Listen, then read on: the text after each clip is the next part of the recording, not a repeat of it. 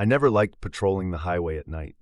The darkness stretched for miles, empty and absolute. Even the smallest sound became amplified. The wind rustling in the trees, the distant hum of a semi, the faint crunch of gravel on a forgotten shoulder. It was the kind of quiet that made a man notice every shadow, every movement, every sudden shift in the air around him. Dispatch cut through the radio static. A black pickup was weaving northbound past mile marker 35. Possible impairment, they said. Routine stop, nothing urgent. But there was something in the tone of the dispatcher's voice that set my nerves on edge. Something that told me this wasn't going to be ordinary. I saw the truck almost immediately. It drifted subtly within its lane, controlled, deliberate.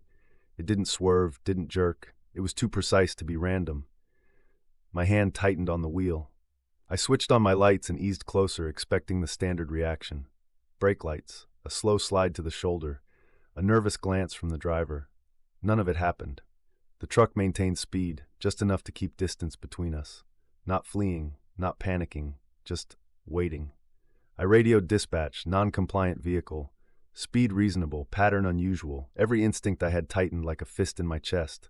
Drunks panic, drug runners bolt. This driver, this one was calculating. Mile marker 42 approached.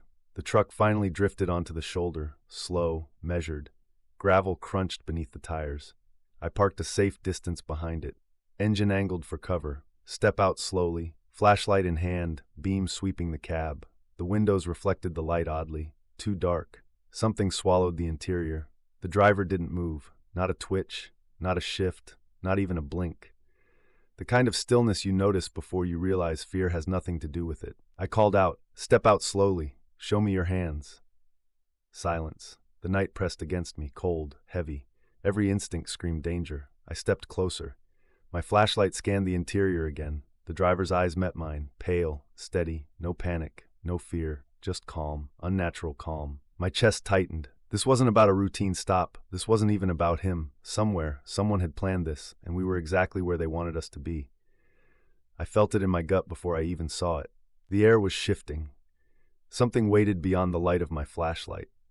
Something that had been set in motion long before I ever got there. I didn't know it yet, but this night would follow me for years. The kind of case that never truly ends. The kind that haunts you in quiet moments, long after the sirens fade and the paperwork is done. I adjusted my stance, breathing slow, heart tighter than it had any right to be. Every shadow felt like movement. Every sound sounded louder. I had been here before, in situations that tested everything I believed about control. But this was different. I heard the faintest click from inside the cab. I froze, not because I thought he was going to run, because I didn't know what he was waiting for. And that uncertainty, cold, heavy, precise, was far worse than any immediate threat. I held my flashlight steady, the beam cutting a narrow path across the cab. The driver's hands rested on the wheel, still, pale under the dim interior light. I could see the faint tremor of the steering column from the engine's idle. Nothing more. Nothing else moved. My eyes flicked to the passenger side, empty. Nothing to explain his calm, nothing to hint at what he was planning. I radioed again, keeping my tone steady. Unit 7, driver non-responsive, no visible threat so far, request backup. The radio crackled softly, distant, calm. I felt the weight of silence press harder. Every second stretched, every breath felt louder than the last. I took another careful step. My boots crunched on gravel. A soft gust of wind carried the scent of wet earth and exhaust into my nose. Cold night air clung to my face. It smelled like warning. Then the movement. A shift inside the cab, slow, calculated, like he had rehearsed every motion in his head before I ever arrived. I froze, not out of fear, but because I recognized control, the kind that belongs to someone who has already decided the outcome. Not panic, not hesitation, absolute focus. I called out again, step out, slowly, hands visible. Still nothing. The truck's engine purred softly. The highway beyond us carried distant, indifferent traffic. A sound, soft, metallic, from the rear of the cab, a glint of something catching my flashlight, something small, deliberate. I crouched slightly, keeping my balance, eyes scanning, hands ready. Every instinct screamed that this was no ordinary stop. Then the first shot rang out. It wasn't loud, not like in the movies. It was precise, measured, deadly. I hit the ground instinctively, my flashlight skidding across the gravel. The smell of gunpowder hit me before I even processed the sound. A second shot followed, closer this time. The driver's calm had shattered. Now it was chaos wrapped in precision. I rolled behind my cruiser, heartbeat hammering in my chest. The black pickup's engine roared as tires bit into the shoulder. A third shot, then silence, the kind that's heavier than the loudest noise. I stayed low, scanning, checking for movement. The highway stretched behind us, empty and indifferent. No lights in sight, no help, just the echoes of what had just happened. I reached for my radio again. Shots fired, officer down, vehicle fleeing northbound. All units respond immediately.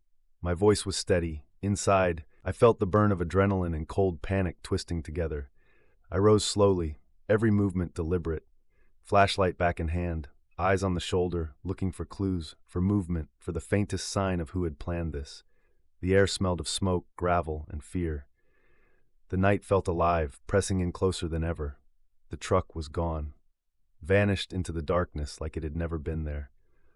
All that remained were the skid marks, the spent casings, and the echo of shots in my head. I knew before I even called it in officially that this case would follow me, not just tonight, not just tomorrow. Years. It would follow me for years. I took a deep breath, steadying myself. The highway stretched ahead, empty and cold, and I realized one terrifying truth. The driver wasn't just dangerous. He was patient, and he was waiting for the next move. The highway was quiet again, too quiet. Every shadow seemed thicker, heavier. The smell of gunpowder lingered, clinging to the gravel and the air around me. It was the kind of night that made you notice things you'd usually ignore. I called dispatch again. Officer is safe, shots fired, vehicle fled northbound, evidence left at the scene, request immediate backup and homicide. The radio crackled, acknowledged, units would arrive, but they weren't here yet, and I was alone with the night. I moved carefully toward the truck. Every step measured, every sense alert. The asphalt was slick with dew, gravel shifted under my boots. The faint metallic smell of blood mingled with exhaust and dirt. Spent casings glittered in the flashlight. I picked up a few with gloved hands. The metal was still warm. Fresh, too fresh. I slipped them into an evidence bag, careful not to disturb anything else. Every instinct screamed that the smallest misstep could erase the only clues I had. I surveyed the shoulder. Skid marks stretched like a map across the asphalt. Tire tracks veered slightly off, then disappeared. No footprints, no debris aside from the casings and the faint traces of disturbed gravel. The driver hadn't left anything behind intentionally. He was meticulous, professional. I crouched to examine the marks closer. The angle of the shots, the distance between the casings. The spacing suggested he had been deliberate, controlling, almost surgical. This wasn't a random ambush, it was precision. Cold, calculated precision. A soft breeze carried the faint sound of the highway behind me. I could hear a distant horn, far away, yet it felt close. I breathed slowly, every nerve in my body alive, alert. The adrenaline had not yet worn off, and I could feel it coiling like a snake under my skin. By the time backup arrived, I had already reconstructed everything I could see. Every mark, every angle, every possible path he could have taken. I walked them through it quickly, my voice steady, my hands showing the traces of evidence. The officers nodded, taking in the scene, but I could see the doubt in their eyes. No footprints, no witnesses, no answers. I stayed on the shoulder after they started processing, looking at the dark road stretching ahead, trying to imagine where he had gone, what he had planned next. The driver wasn't a man who panicked. He was a man who executed with patience, and that thought chilled me deeper than the night ever could. He was patient, methodical, waiting for the next move, the kind of person who always has one advantage, always. I knew then, as the lights of the backup cruisers glared around me, that this case wasn't going to end tonight, not tomorrow, not soon. This was a long game, and I was only beginning to understand how dangerous it would become. I gathered my notes, collected what evidence I could, and walked slowly back to my cruiser. Every sound of the night felt amplified. Every shadow, every reflection in the mirrors felt alive. I didn't know it yet, but this night would define the next months of my life. The kind of case that tests everything you believe about control, luck, and judgment. I started driving north, following what little trail I could reconstruct in my mind. Headlights cutting through the darkness. Radio silent except for the occasional crackle. Every mile ahead was uncertain, every intersection a potential trap. Every moment a reminder that he had planned this carefully. I gripped the wheel tighter. Adrenaline still coiled through me, and somewhere ahead, the black pickup waited. Patient, silent, deadly. The morning came slow, gray, and cold. The kind of light that seeps through clouds without warmth. Highway fog hugged the asphalt, clinging to my tires and coat. Every shadow looked deeper. Every reflection in my mirrors seemed suspicious. Dispatch had called in every unit within 50 miles. Homicide, patrol, K9, even a helicopter. Still, nothing. No trace of the black pickup, no witnesses. No one had seen anything useful. I drove slowly, scanning every shoulder, every curve. Skid marks and gravel disturbed from the previous night were all I had. The patterns in the asphalt ran in my mind like a puzzle I had to solve before it solved me. The way the casings were spaced, the angle of the shots, the calm patience of the driver. I remembered the way he had stared at me, eyes cold, unblinking, detached. It was the kind of stare that makes you question everything you know about human nature. Not fear, not hatred, just certainty.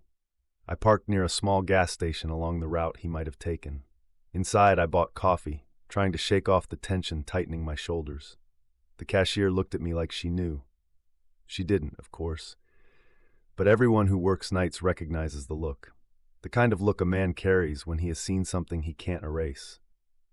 I went back to the cruiser, pulled out my notebook, mapped the trajectory of the truck. Every mile, every turn, every possible exit. I had learned long ago that criminals like this always leave traces, even the careful ones, even the ones who seem invisible. Then a call came over the radio. Unit 7, we have a tip from a nearby resident. Suspicious vehicle seen entering the industrial park at Highway 48. I straightened immediately. Not a chase, not yet, but a thread to follow. The kind of thread that might unravel everything. I drove fast, carefully along the fogged highway. Every turn in the industrial park felt like stepping into a trap. Metal gates, dark warehouses, rows of trucks parked like soldiers in the night. The faint smell of oil, rust, and decay hung in the air. Somewhere inside, I knew the driver might be watching, waiting. I parked in the shadows and stepped out. Radio off, flashlight in hand, heart steady. Every muscle tensed. I could hear the distant hum of machines, a soft metallic rhythm in the night. And then it hit me. A single tire mark half hidden by the fog, fresh, leading into one of the warehouses. Not just tracks, a deliberate pattern, as if someone wanted to be found or wanted me to think I had a lead. I crouched closer, examined the mark, every instinct screaming that this was both clue and trap.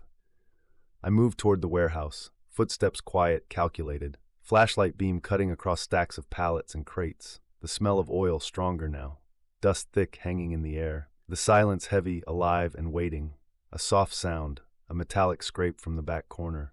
I froze, every fiber in my body alert. The beam of my flashlight swung toward the sound. Empty, nothing. But my gut told me I wasn't alone. Somewhere beyond the shadows he had been here, or he was watching. Patient, calculating, waiting for the perfect moment. And I knew then that this wasn't just a random violent act. It was planned, careful, deliberate. A game where I was only now realizing the rules. I made my way back to the cruiser, heart still racing, eyes scanning. Every corner of the industrial park seemed alive with potential threats. And somewhere, in the distance, I knew the black pickup waited. Watching, ready, silent. By mid-morning, the industrial park was quiet, empty, lifeless. Except for the faint echo of footsteps I could almost convince myself I heard. I stayed in my cruiser, scanning from behind the wheel, plotting my next move. Backup had arrived, but I needed to act fast. The driver wasn't going to wait for us to get organized. He was patient, too patient. I checked my notes again, the casings, the skid marks, the trajectory of the shots, every detail lined up in my head. He had planned the stop like a puzzle, every move accounted for, every possibility covered, and I had walked right into it. I moved carefully through the park, flashlight in hand, eyes searching every corner. Pallets, crates, abandoned machinery, long shadows stretching in unnatural ways, the kind of place where the mind fills in movement that isn't really there, where the tiniest sound makes your stomach knot. and every instinct screams at you to stop, stay hidden, wait. A distant engine, faint, deliberate. Not loud enough to catch everyone's attention, but enough for someone trained to notice. I froze, listening. The sound was purposeful, a signal, or a trap. I edged closer to one of the warehouses. Metal doors sagged slightly on their hinges. A faint light flickered inside. Someone was moving. I could feel it before I even saw it. I called dispatch softly into my radio. Units, hold positions, potential suspect inside warehouse, approach with caution. No reply, no one close enough yet. It was just me, alone, outnumbered only by my own anticipation. I pushed the door slowly. The hinge groaned under the movement, a loud squeal against the silence. Inside, rows of crates and machinery created a maze of shadows. My flashlight cut across the corners, reflecting off oil-streaked floors, rusty metal, and the faint outline of a large vehicle in the center. There it was, the black pickup, silent, waiting, parked dead center in the warehouse like a predator. I crouched behind a crate, scanning for movement.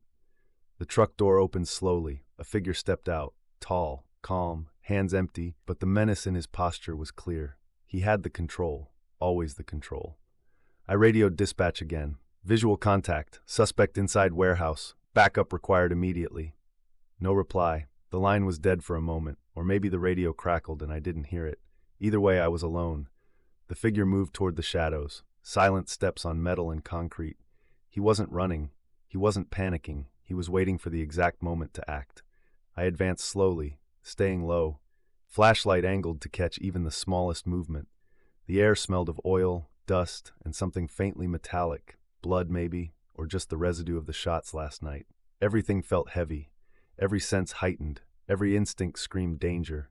Then a sudden clatter, metal falling, echoing sharply. I froze. He froze. The warehouse became a stage of tension, each second stretching impossibly long. I realized then, fully and with a cold certainty, that this wasn't just a traffic stop gone wrong. It wasn't a robbery, it was execution. Planned, calculated, personal in a way I couldn't yet understand. And I had been chosen to witness it, to survive it, or maybe not. I moved a step closer, flashlight shaking slightly in my hand, heart hammering, eyes scanning. The figure paused, turned slightly, and for a brief instant I caught his face. The calm in his eyes was chilling, nothing human, nothing ordinary. Then he vanished into the shadows, slipped past crates and machinery like a ghost, and I realized I had only begun to chase him. The game was far from over, and somewhere, in the dark, he was already planning the next move. The shadows in the warehouse pressed in around me. Every corner seemed alive, every crate, every stack of machinery a potential hiding place. The black pickup sat silent, like a predator waiting for the final strike. I moved carefully, flashlight cutting arcs across the floor. The metallic smell of oil and rust was thick, clinging to my jacket. Somewhere the faint scent of gunpowder still lingered from last night, and beneath it all, I sensed something darker, heavier, intent. I heard movement again, soft, measured, not a stumble, not a shuffle, precision in every step. I froze and waited. Then I saw him, emerging from the shadows, not running, not hiding, just walking, calm, purposeful. I raised my flashlight higher. "Stop!" I shouted. My voice echoed off the walls, bouncing back in uneven bursts. He paused, eyes calm, watching, calculating. I stepped closer, every nerve in my body tense, ready.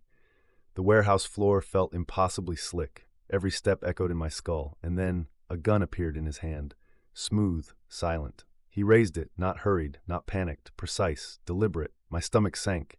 Every instinct screamed at me to dive for cover. He spoke, not loudly, not theatrically, just a quiet, deliberate voice. "You shouldn't have followed." I swallowed hard, trying to keep my hand steady on my flashlight, trying to keep calm. Every second felt stretched, heavy with inevitability. I realized then that this wasn't just a chase. This was a reckoning. A shot rang out. My light swung. I hit the ground instinctively. The world felt sudden, chaotic, yet in some twisted way, measured. Gunsmoke filled the air. The echo of the shot lingered long after it hit. I rolled behind a stack of crates, heart hammering, breath short. Every sense screaming danger. I peeked. The black pickup was gone. He was gone, and for the first time, I realized something terrifying. He didn't just plan the stop, he had planned the escape. And every move I made, every instinct I had, he had anticipated. I radioed dispatch, voice steady, though my hands shook, shots fired, suspect escaped, high risk, proceed with caution. I knew that by the time backup arrived, he would already be gone. The warehouse would be empty. The evidence scarce, just shadows and echoes. I stayed crouched, listening. Nothing. Only the distant hum of the highway. Only the lingering metallic smell in the air. I realized then that the case wasn't about solving it quickly. It was about surviving it. About tracking him. About understanding someone who had no hesitation, no fear, no moral bounds. I left the warehouse slowly, every step measured, careful, eyes scanning, heart still hammering, knowing that somewhere, out there, he was already planning the next move. And I knew, deep down, that even if I caught him, it wouldn't erase what had already happened. The precision, the calm, the cold calculation. This man didn't just commit violence, he orchestrated it. And the highway, the night, the city itself had been his stage. I got back into my cruiser, hands shaking slightly, the weight of what had just happened pressing into my chest, headlights cutting through the fog. The black pickup was out there somewhere, watching, waiting, and I knew the next encounter would be even more dangerous, because he had already won the first round. The next days blurred together. Every highway, every rest stop, every industrial park felt like a potential trap. I couldn't sleep. Even when my head hit the pillow, I felt the weight of those pale, unblinking eyes on me. The driver wasn't just a criminal. He was a shadow, a constant presence in my mind. I returned to the highway, retracing the steps, marking every skid, every clue. But the black pickup left nothing. No tire tracks beyond what I had found, no fingerprints, no witnesses who could offer more than fragmented descriptions.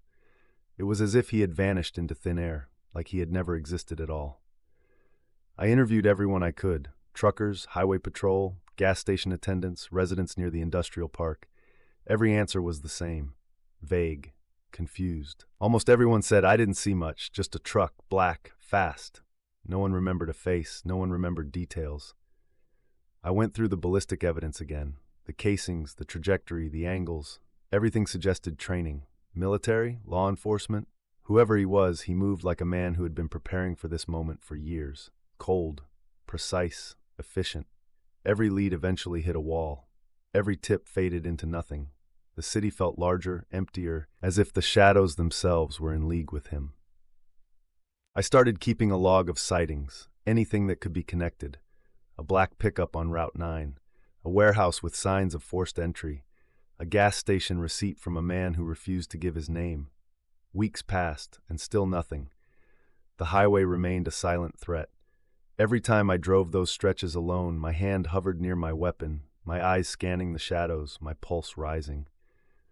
The memory of those calm, pale eyes haunted me, not just at night, but in the day, in the quiet moments when I thought of the job, the highway, the shots fired.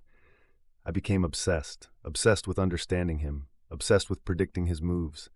I scoured past cases, searching for patterns: a crime in another state, a disappearance months earlier, a robbery that seemed too neat, too precise, and slowly the pieces began to form a shape. A picture of a man who didn't need to be reckless to be deadly. I followed every thread, every whisper of information. Some led nowhere, some led to fear, some confirmed the reality. He was meticulous, patient, and always one step ahead. It was as if he thrived on the chase itself, on the fear he generated, on the helplessness of the people who crossed his path. Months turned into a year. The case became more than a duty. It became personal. Every shift, every call, every patrol was colored by that night. I started noticing black pickups everywhere. The fear wasn't rational, but it was real. Every stoplight, every curve in the road, every industrial area felt loaded with potential danger. Then the call came. A traffic accident on the outskirts of the city. A black pickup, abandoned. Inside, meticulous notes, maps of highways, patrol patterns. Nothing incriminating, yet. I realized it was a message. He had been here. He wanted me to know. He was still in control, still patient, still out there. I drove that highway at night for months after, alone, searching, waiting, but I never found him again. Not the driver, not the black pickup, just shadows and silence. I learned over time that some cases don't end with arrests or confessions. Some criminals aren't caught. Some crimes leave only questions, only memories, and a lingering sense of vulnerability, because the highway doesn't forget. the night doesn't forgive. Even now, years later, when I pass that stretch of road, I slow down. I notice every curve, every shoulder, every patch of asphalt that seems slightly different. And sometimes I swear I see a dark shape in the distance. Still patient, still watching, waiting for the perfect moment. I've come to accept it, not because I've solved anything, but because I understand the truth. Some people are too careful, too methodical, too dangerous, and no amount of preparation can protect you from a mind like that. The highway execution was never just a traffic stop. It was a lesson, a warning, a reminder that control is an illusion, that the calmest, quietest people can be the deadliest, that sometimes survival is the only victory you get. I drive the highway less often now, but the memory never leaves. The hum of tires on asphalt, the faint smell of gunpowder in the wind, the shadow of a black pickup in the fog, and the certainty that somewhere out there he's still waiting. And I know, without a doubt, that the next time our paths cross, it will be his rules, his game, and I will be ready, or I won't. Top of form, bottom of form.